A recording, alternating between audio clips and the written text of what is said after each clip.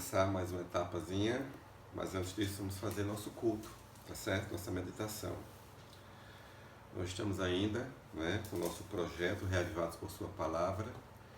Então, vamos ler o Salmo 139, alguns versos, para que nós possamos meditar e nos aproximar mais de Deus, tá certo? O Salmo 139 é muito interessante, é conhecido, e ele é especial para todos nós, tá certo? O verso 1 diz: Senhor, tu me sondas e me conheces, sabe quando me assento e quando me levanto, de longe penetra os meus pensamentos. Esse verso fala que não adianta querer nada, esconder nada de Deus, não é? Ele sonda tudo. A gente pode até querer esconder coisas de nossos pais, de pessoas, mas de Deus não. Aqui no verso 7 diz: Para onde me ausentarei do teu espírito? Para onde fugirei da tua face? Se subo aos céus, lá estás. Se faço a minha cama no mais profundo do abismo, lá também estás. Aqui o verso 23 diz assim: Sonda-me, ó Deus, e conhece o meu coração. Prova-me e conhece os meus pensamentos. Vê se há em mim algum caminho mau e guia-me pelo caminho eterno. Então não adianta, nós queremos esconder nada de Deus. É tempo de refletir, fazer uma sondagem no nosso coração. Mais do que nunca estamos vendo que Jesus está pertinho de voltar. Então é tempo de limpar nosso coração, tempo de tirar tudo aquilo que pode nos afastar de Deus, pode nos tirar a salvação. Então, esse salmo aqui é um salmo que nos chama, nos chama para realmente fazer uma limpeza em nossas vidas e viver de acordo com a vontade de Deus. Vocês não querem fazer isso também, não? Cada um da gente é necessário, Quem sabe lá no quarto fazer uma oração sozinho com Deus e aí pedir para que Ele venha nos ajudar a limpar nosso coração, porque a coisa que nós mais queremos aqui na terra é um dia estar lá no céu, Aqui a terra, nosso momento aqui é passageiro, certo? É rápido e passageiro. Então que Deus possa nos abençoar, que possamos levar a sério o estudo da sua palavra, como eu tenho falado várias vezes aqui. Eu tenho falado várias vezes que esse é um livro sobrenatural, é um livro que, quando lemos ele, desce poder do céu para a nossa vida, e precisamos de poder do céu para enfrentar nossos desafios, tá bom? Cada um de vocês pense direitinho, pense no seu dia a dia, pense em pedir a Deus para ser uma pessoa melhor, Vamos tirar as coisas do mundo que nos afastam dele, para que possamos, de fato, fazer a sua vontade, obedecer seus mandamentos, por amor a ele, não para se salvar, por amor a ele. E aí Deus cuidará da gente nesses dias finais, e quando ele vier, nos levará para o céu. É a coisa que mais interessa no momento agora, tá certo? Vamos fazer uma oração e vamos agradecer a Deus pelas bênçãos derramadas e para Ele estar com a gente nesses momentos difíceis que estamos passando agora, tá bom? Fecha o olhinho aí, vamos lá? Fecha o olho. Isso. Vamos agora orar. Querido Pai amado, mais do que nunca, ó Deus, Tu sabes o que estamos passando agora, Tu sabes os problemas que cada um da gente tem enfrentado, não importa se é na área de saúde, se é na área financeira, na área dos relacionamentos, sabemos que precisamos, Senhor, de Tua mão ajudadora. Como a meditação de hoje falou, não adianta querer esconder nada de Ti, porque Tu sabes todas as coisas, Tu sonda todos os nossos pensamentos. Nos ajuda nesta caminhada, para que possamos chegar no céu com alegria e livre das coisas deste mundo finalmente. Tu abençoa, Senhor, cada menino, cada menina, abençoa a sua família. Tu sabe, Senhor, que é um desafio para todos. Então abraça cada pai, cada mãe. Tu sabe, Senhor, que a pressão é grande para todos, mas sabemos de uma coisa: precisamos descansar em Ti. Nos abençoa agora e nos guarda do mal. E nos prepara para o Teu reino, pois é a coisa que mais importa agora. Em nome de Jesus. Amém. Oi, minha gente. Vamos lá para mais um assunto. Nós falamos na aula anterior sobre comunicação, não é? Sobre meios de comunicações, como no Brasil cresceu bastante, como se espalhou pelo território. Vamos agora mudar um pouquinho de assunto. Vamos falar sobre a população brasileira, que é o capítulo 5, tá certo? Vamos ver como é que ela se comportou no passado, no presente, como é que vai ser no futuro, certo? Então vamos ver. Então, para entender um pouquinho a população brasileira, você sabe, tem que fazer o censo demográfico, tá ok? Inclusive esse ano, né, atrasou justamente por causa dessa pandemia. Então o censo demográfico para entender melhor, é contar a população, né? Além de contar, fazer perguntas para a população para saber como ela se comporta, como é que ela está se comportando, o que é que ela está consumindo, como é que ela está vivendo. Ok? Então vamos ver um pouquinho sobre a população brasileira e suas características. Muito bem, vamos lá. Ok? Primeira coisa, como é que ela se distribui? A população, como é que ela se distribui no seu território? Veja o mapa aqui. Vocês podem ver que a parte mais escura, mais vermelha, são as partes mais habitadas, né? Dá para perceber que é na parte mais litorânea. Mas por quê? Porque na parte litorânea, vou explicar para vocês, certo? Então, duas coisas, né? Duas razões se destacam, que é os fatores históricos e econômicos. Por que histórico? Porque foi nessa faixa litorânea que o território brasileiro recebeu os portugueses e até outros povos também, que a gente sabe que tem outros povos aqui. Não é isso? Então, foi nessa faixa litorânea, segundo a história, né? Aqui no Nordeste, lá em Porto Seguro, foi quem primeiro recebeu os exploradores europeus, os portugueses. Então, como nessa faixa, certo, tem todos os recursos naturais necessários para a sobrevivência dos seres humanos e foi aí que a primeira parte a ser explorada, como vocês sabem, foi o primeiro fogo para o Brasil, entendeu? Então as pessoas, inicialmente, no início da história, se instalaram nessa faixa litorânea, ok? E hoje permanece por fatores econômicos, por quê? Porque as maiores cidades do Brasil se encontram aí, as maiores capitais se encontram aí, então é um atrativo populacional, porque aí tem as maiores indústrias, o comércio, não é? Então toda essa dinâmica econômica acontece nessa região. Então podemos dizer que 90% da população brasileira se encontra na faixa que vai do litoral até 600 quilômetros, inclusive Caruaru, né? Caruaru se encontra, podemos dizer que Caruaru está na faixa litorânea, certo?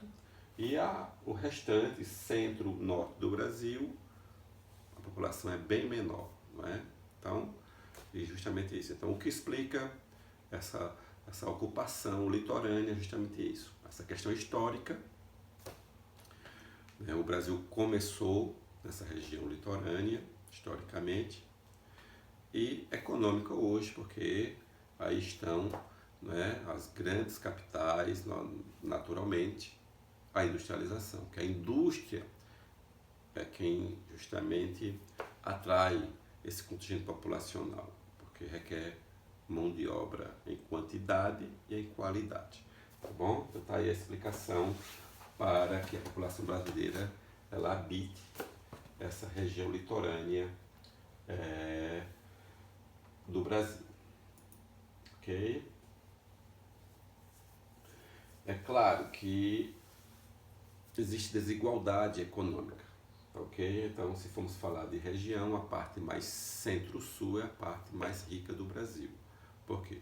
Porque depois de um certo tempo, as pessoas, não é, a economia se deslocou da região Nordeste.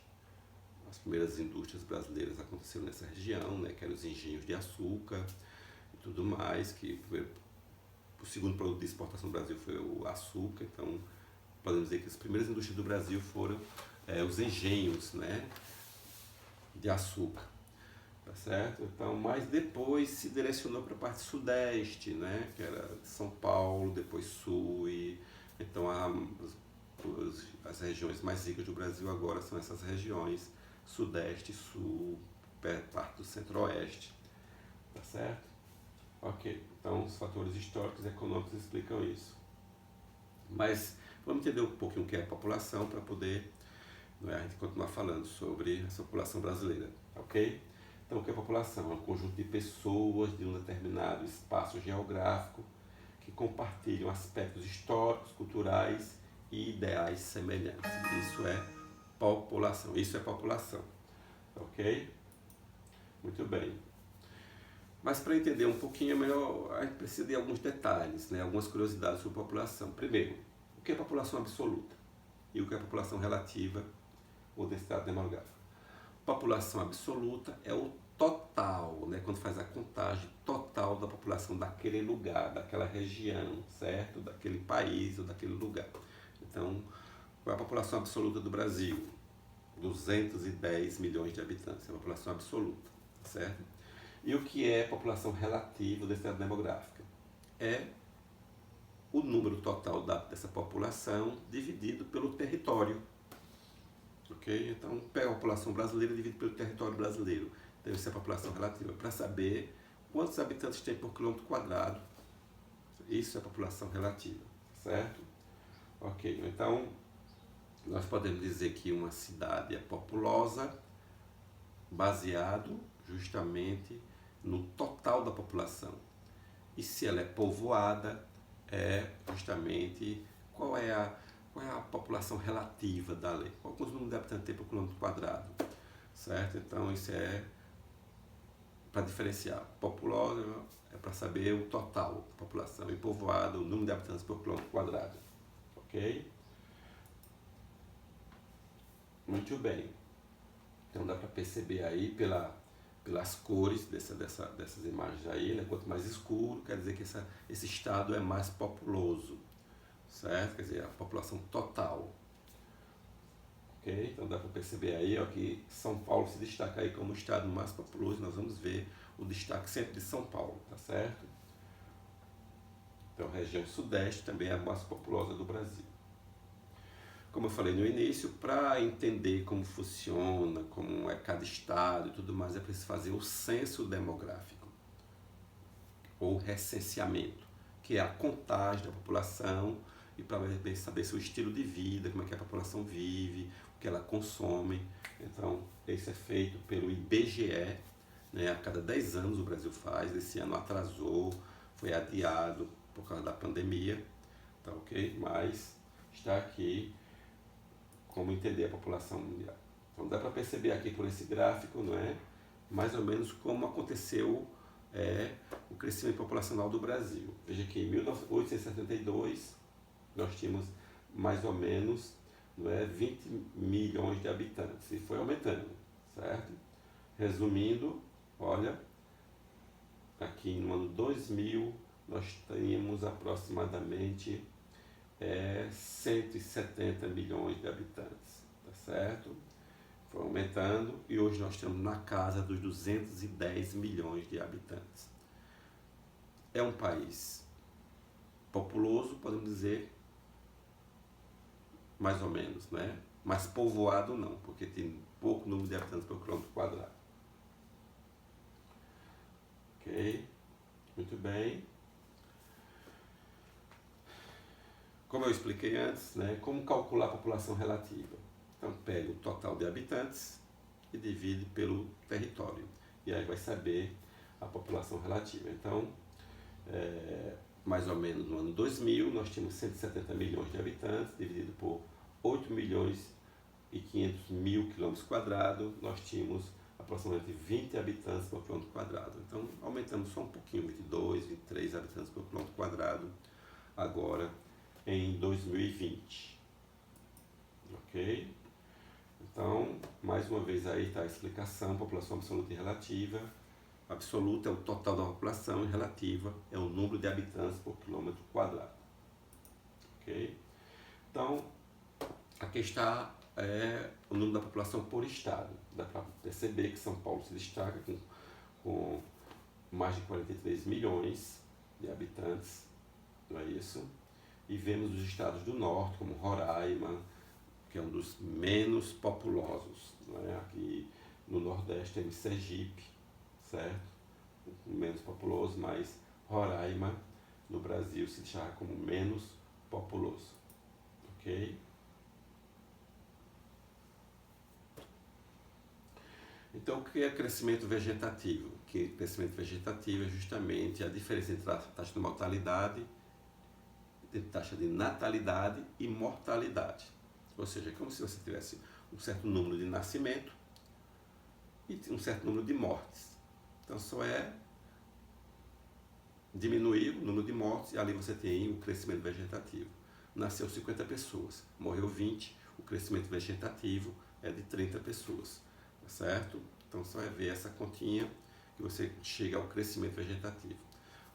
Mais uma vez explicando, se em Caruaru nasce 50 pessoas, 50 bebês e morre 20 pessoas, então qual é o crescimento vegetativo? 30, que é o resultado dessa conta. Deu para entender? Qualquer coisa, se tiver dúvida, pergunta.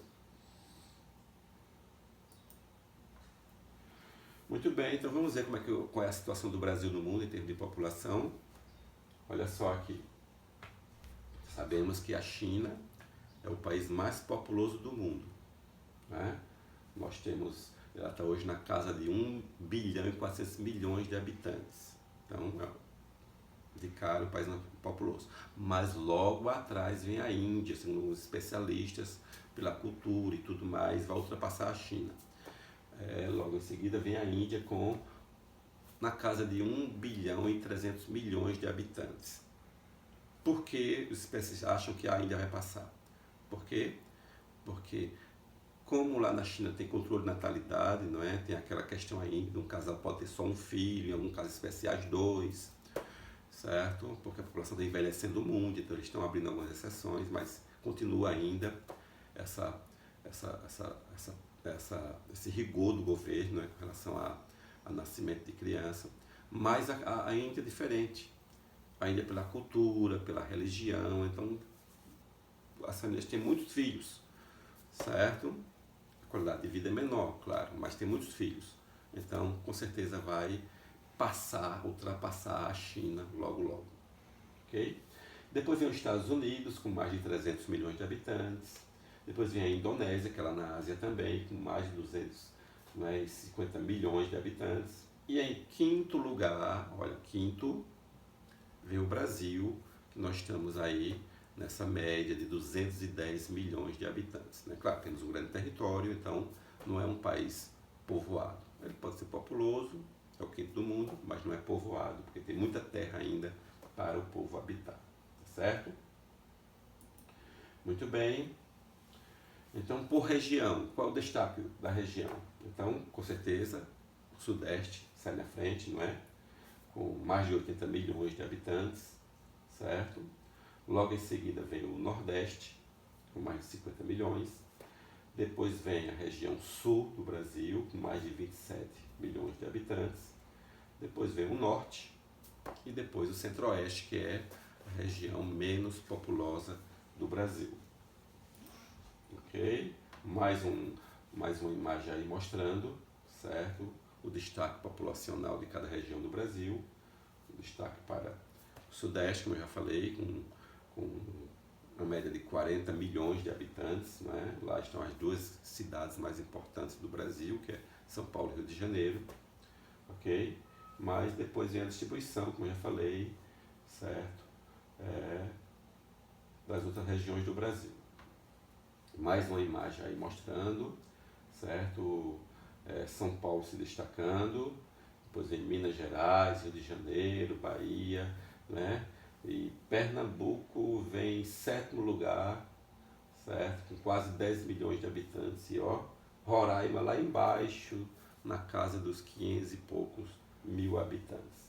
ok? Então São Paulo é o estado mais populoso e Roraima o menos populoso. Claro que o Brasil tem história com relação ao número de nascimentos, taxa de natalidade, não é? O Brasil tinha muitos filhos por mulher, basta nós ver os nossos avós ou bisavós, que eles tinham 15, 20 filhos, uma boa parte morria, claro, não tinha informações para cuidar dos bebês, da higiene, dessas coisas, mas houve uma mudança. Não é? O que é que mudou? Porque a taxa de natalidade no Brasil, a taxa de fertilidade mudou, está na casa de 2 e poucos por cento por mulher. Por quê? Aqui estão as razões. Primeira razão importante é maior acesso à informação. As pessoas têm mais informações, como evitar filhos, como cuidar melhor, não é? E sabe que é o custo de vida, como aqui, ó. Maior participação da mulher no mercado de trabalho, né? O Brasil, de umas décadas para cá, a mulher vem participando mais na área das indústrias, do comércio, então a mulher ela tem ajudado na renda familiar, então isso tem contribuído para que ela evite filhos, para ter mais tempo para vida profissional, tá certo? A urbanização também ajudou isso, né? O Brasil era um país rural, hoje é um país urbano, né? Nas áreas mais urbanas, como São Paulo e Rio, é 90% ou mais, em outras áreas 70%, 80%, tá certo? Mas a média do Brasil está altíssima também, como os países ricos, países europeus, tá ok? Outra coisa também que faz com que diminua o número de filhos por mulher é o custo de vida, né? Então o custo de vida é alto, é caro criar um filho, podemos dizer assim para entender melhor. Então está aí as razões para diminuir o número de filhos por mulher, ok? Então, mostrar para entender o que é taxa de natalidade, ela indica o número de nascimento por 1000, certo?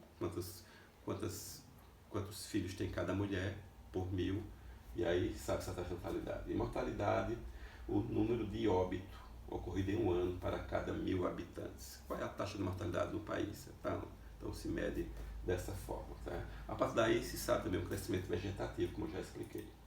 Okay? Olha aqui a pirâmide etária do Brasil em 1980 e olha só em 2015, não é? Então veja que a base da pirâmide etária era bastante larga, ou seja, muito nascimento, mas a partir dessa década de 80 foi diminuindo e a taxa de nascimento diminuiu, veja que ela estreitou, a população adulta aumentou, a população idosa melhorou a qualidade de vida da população, a idosa aumentou, né? Que é uma das preocupações da aposentadoria no Brasil, por isso houve essa mudança na aposentadoria, né? Por quê? Porque o brasileiro está vivendo mais, está tendo mais idosos, certo? A tendência é aumentar mais e o governo não ia suportar, então houve essa mudança da idade mínima, não é? E máxima para a aposentadoria, por quê? Porque a população brasileira também está envelhecendo, seguindo os países europeus. E como a população é grande, então houve essa mudança, não é, nas aposentadorias, tá certo? Ok? Veja que a expectativa do brasileiro veio aumentando cada vez mais. Em 1980 era de 60 e poucos anos. E a gente vê que foi aumentando, nós estamos na casa dos 75, 78, não é? 78 anos de vida. Então a expectativa de vida do brasileiro melhorou a renda do brasileiro, o estilo de vida, a informação, né? Os cuidados médicos, tudo isso contribuiu para o aumento da expectativa de vida do brasileiro. Ok? Muito bem. E no mercado de trabalho, como é que ela se apresenta? Então, para finalizar esse assunto aqui, como é que essa população brasileira se apresenta no mercado de trabalho? Nós sabemos que o mercado de trabalho está dividido em 3 partes: setor primário, terciário, secundário e terciário, não é? Setor primário, como vocês sabem, está aqui nesse gráfico, está ligado àquelas atividades mais ligadas à terra, mais antiga, certo? Como o extrativismo mineral, ou seja, aproveitar o que a terra já tem, mineral, vegetal, animal, se aproveitar o que ela já tem, tá certo? Isso é o extrativismo. Depois vem a agricultura, não é? Que também, desde o tempo de Adão, ele, não é? Ele já começou a se produzir depois do pecado. Então, desde esse tempo já começou a se praticar a agricultura, certo? Usar sementes e tudo mais.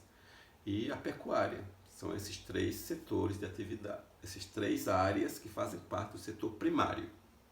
Repetindo, extrativismo, que posso dividir entre extrativismo mineral, vegetal, que é aproveitar aquilo que já tem na própria floresta, e animal, principalmente o peixe, né, que é mais abundante no Brasil.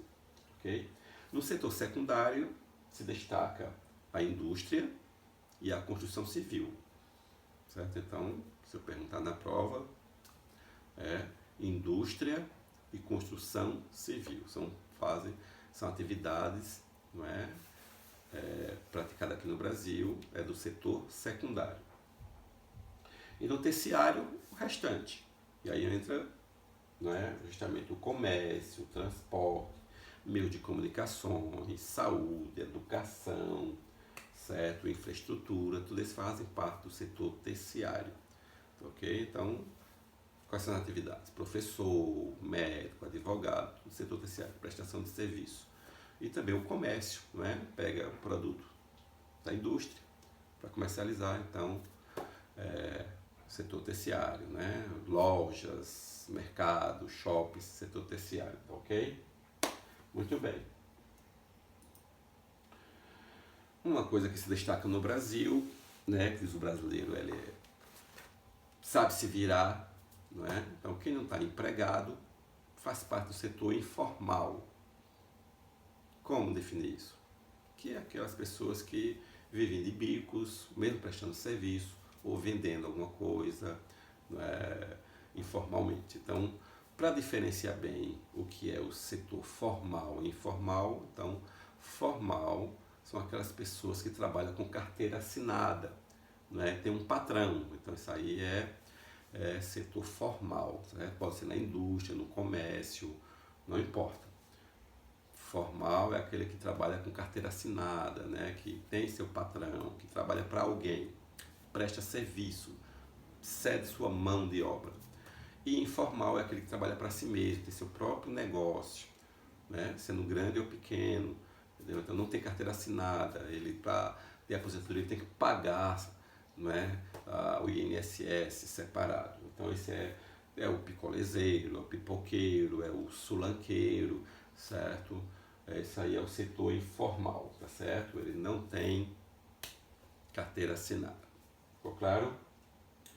Muito bem. Então, basicamente é isso.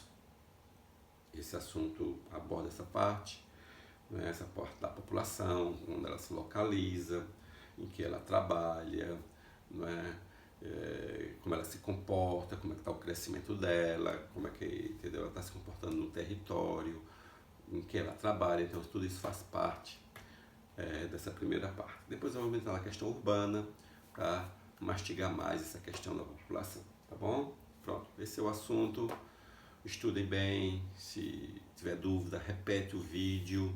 Se tiver dúvida ainda, repete o vídeo. Se tiver dúvida ainda, então passa o zap para mim, para ajudar nas questões, para tirar dúvida, tá ok? Um abraço para vocês e boa aula. Deus abençoe vocês, ok? Até mais, tchauzinho.